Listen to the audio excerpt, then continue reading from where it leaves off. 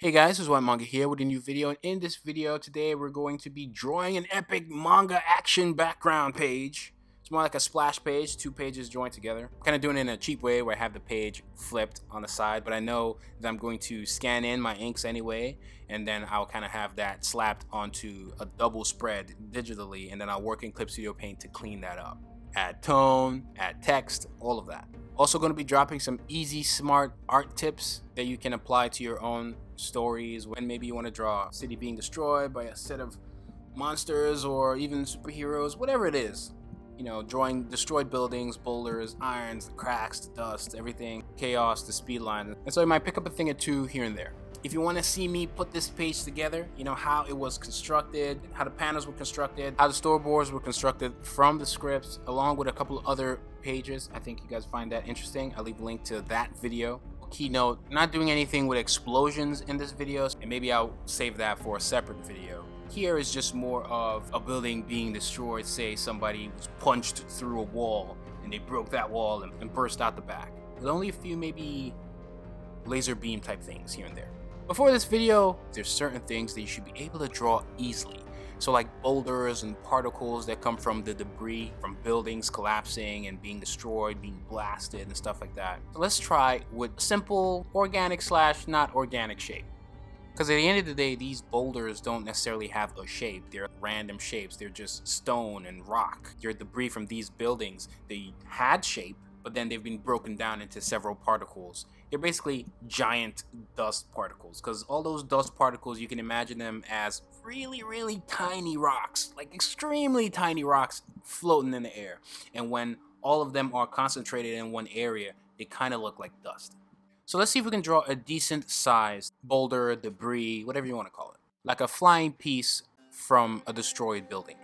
You start with a simple shape for the smoother surface of the rock, especially if it's from a building. And then you do the sides with lines that kind of connect. And then you have more lines to just show that it's very rocky. Now, so you can have subtle lines at the top to show cracks, make it look a little dusty, destroyed.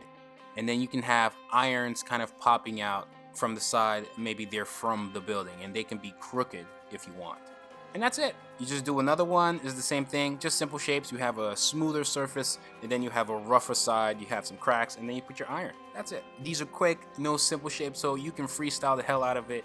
The shape could be as irregular as you want. You can switch the sides so you can see it from different angles, because you don't want to be seeing the rocks exploding and they're all kind of the same shape or the same angle and all. And then you can have rougher versions of them that maybe the part of the building was hit so hard that the smoother surface has been hit as well, so there isn't a smooth surface. And then you can do more shading and more lines connecting, and I'm just like randomly connecting it, but it still looks like a rock. It doesn't matter. And you can have more concentrated lines towards the bottom to show shading. So the way you would shade this wouldn't necessarily be the normal shading. You can do that depending on your style, but here even putting more lines suggests shading, and in some cases just darkening it, making it completely black, like we just saw with that example, does the trick. There isn't no rulers. This is quick. It's almost sketchy, right? I didn't even have to sketch it out to ink it. These are done without any sketches, right? I'm not inking any pencils. I'm just going at it, and that's it. And then if you do want to shade traditionally, you can have like little dashes after the cracks. And then these particles, they'll have particles accompanying them, right, if they're exploding all over the place. And so you can see me add to them. Sometimes it could be so small, like it's a dot, and in some cases it could be slightly bigger. And you want them to move in 2s or 3s, not equally spread apart. Here's another example. We have the shape at the top, then we're having lines connect, and then we're having more detailed lines, and that part's going to be shaded a little darker because it's going in, depending on where light's hitting this, but I'm putting more lines to emphasize that that part's been, you know, hit with a little more shade. And then that's that. And then you can kind of have sort of, boom, hatching lines to suggest that maybe the boulder is moving in a certain direction. Then with dust, when the dust is kind of exploding, you know, let's say a building got hit with a blast and it's all scattered, some parts of the particles, the dust particles or whatever, they're not all going to be moving in the same motion, so some will be faster than others. And so the parts where you see more bumps, that's slower, and then the other parts where the line work and the strokes of the line is a little faster, it just suggests that that's moving faster. And at the tip, we're putting more dust particles to show that dust is flying in that direction. So when you see the Flash or Speedy Gonzalez running, you see the dust following them. So it's like these rocks are flying out, the dust is kind of following them. Once it's gone past a certain distance and the dust starts to settle, that's when you start to see more bumps. And then you have these rocks behind them that are less detailed, hatching lines over them because the dust particles are within the dust itself, like it's covered within it, so you can't see it as clearly, and that's why I'm having shading lines over them. The way the shading lines are structured is also structured in such a way where I'm shading towards the direction where the rocks are headed. Little tiny lines and dots to suggest that there are other particles that are not as concentrated with the rest. The placement of things, you can see this is how you kind of place them. Maybe you have 3, but maybe 2 of the 3 are closer to one another than the rest, and you can just kind of play with that with experience, practice, and all that. Again, you can see here with the shading, the more lines I have, it just suggests that, you know, if I don't show more of a defined shape and it's like strokes trying to suggest the direction that the dust is coming in, that's just me saying that the dust there is moving faster. And when you see the little bumps, that means that's kind of settling. And then here, this is how I would shade certain parts where, okay, we see the dust, want to see the dust in the floor. These are the lines, kind of like the shadow that the dust is leaving behind for the floor. And it also makes the floor look a little more rugged. And so sometimes you see stuff like that happen. Again, here you see with the explosions, it's exploding. These are the separate versions where this one is kind of slow, and the more strokes I put suggests that it's faster. Now that's the fastest one. The last one I just put would be the fastest one. And then you can have dust particles that are creating that shape because the dust is kind of following it. They're all dust, right? But those are maybe the biggest ones and they're the most ahead. And then you see like bigger boulders within the dust. And I'm shading them where you can't see them completely. So I'm shading one part light and then I'm shading another part darker to suggest, you know, the side of the boulder that has more of the lines. And that's it. Once you kind of grasp all those principles, it'll kind of make this a little easier to pull off. This is after you've learned how to kind of draw the buildings itself, like to draw a cityscape or a background where it's a fantastical background or not. But this is after you've learned that step. And I have other videos that go over that, so you can go check that out. In fact, I'll link them in the video cards or also in the description. You can check that out. Lots of cool videos that can help you create your own series on this channel. So subscribe. Here you see this monster kind of breaking through this tower, and the lines are strategically placed, like they're placed in such a way where it's going to still kind of adhere to the shape of the tower. It's not just doing its own thing. It's almost like imagining this tower collapsing completely.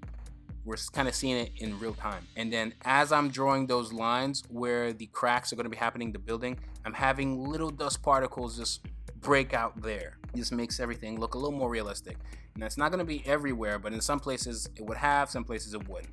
How to draw the cracks. One tip I would give would be to look at reference, to look at your favorite series and manga and look at how maybe they draw buildings that are collapsing and destroying. Where do they put those lines? There's a method to the madness. Here I'm drawing one corner of the building and I'm making sure it's not completely connected because again, parts of the building is collapsing, so it's not going to be straight, it's not going to be all parallel, so I have to make those breaks. And this makes everything look, you know, better.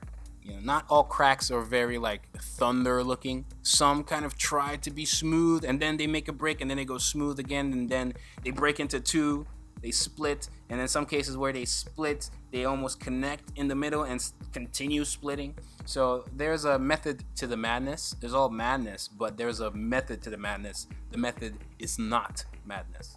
Again, drawing a corner of the tower and just making sure it's not parallel. And that roughness, again, helps sell that the tower is collapsing. And even the way I'm going to shade, I'm using the ruler to shade that part of the surface of this building. It's still smooth, but once I'm drawing all those lines, once it starts to hit a crack, I will kind of tilt the direction of the ruler again. This monster slash marionette is blasting through this tower, and so you see the dust particles following it, you know? And so, you know, there's a little physics going on here. There's a lot of stuff going on here, but I think for a basic tutorial, those are the key things to keep track of. Knowing where to put the dust particles, knowing where to put dust, where it's settling, where it's faster, where you put speed lines, how to shade in such a way to suggest movement is key. Where you want to shade in the direction that the object is moving in, even when you're shading certain parts of the dust. Even some of the line work, you can put like little dashes to suggest it's moving in that direction. So even though this marionette's blasting through the tower, is breaking through it, but it's also lifting its head up. So you can see some lines there suggesting that the head is kind of lifting up, and you also see that suggested in the path of its blast. Suggestions of tools you can use. There are Spectrum Noir art liner pens that I think are really good. I used to use G pens traditionally used in Japan, but I haven't used them since. I find that I'm faster with microns or art liners. And man's got deadlines. Previously I had like Sakura micron inking pens, as you can see, but I think these Spectrum Noir art liner pens are great as well, and so I kind of switched between the two. I also think they're great because they have a brush option, which the Sakura micron pens do not, which is great. Sometimes I use that for maybe some sound effects if I want to give them a dry brush feel. Here now I'm putting in the lines for the blast. As you can see, they work great. For those of you who are used to the Sakura micron inking pens, these are just as good. And then, like I said, you can see the path of this blast. You can see this blasting, splitting that tower, at least on the edge. And you see some characters, some sorcerers, some cloaks, for those who are familiar with my series, kind of like blasted away. And then the particles, the path of the dust is just very suggestive. It's showing a lot of movement, even though we're just capturing this moment in one shot. It's like almost like someone's taking a picture, but again, we're still able to show some movement. And I think the blast also helps the page kind of guide the reader's eye.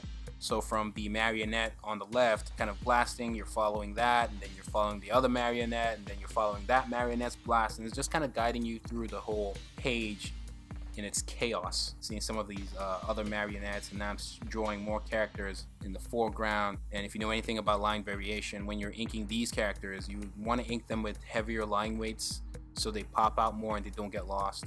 You know, characters trying to fight back. Those lines are suggesting or showing the direction of movement that the character is in. More characters, a little closer to all the action. Still heavier line weights, but lighter line weights than the other characters we just inked. And then you just keep going. Here I've chosen to draw the blast and the dust and all of that before I actually start drawing the rest of the city, putting that together. Again, I have more videos on backgrounds, and I will link to all of that. In fact, probably after this video, I'll do like maybe a montage video of all the background videos, at least the ones that I like on the channel. Almost like another compilation video for those who are interested in that. And maybe I'll talk about how I learned to draw backgrounds, because you kind of need to learn how to draw these.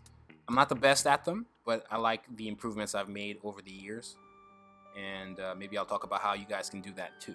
Each time I drew like a background like this, I improved each time, at least in my opinion. You literally see me try new techniques and see what works and what doesn't. Before, I like to sketch all the buildings precisely with the ruler, but nowadays I just sketch the building how I want, and then when I come in with the ruler, that's when I try to be precise. I try to be as accurate as I can from a perspective standpoint while I'm sketching, but then I'll be really accurate, or at least closer in accuracy, when I start using the rulers during the inking phase.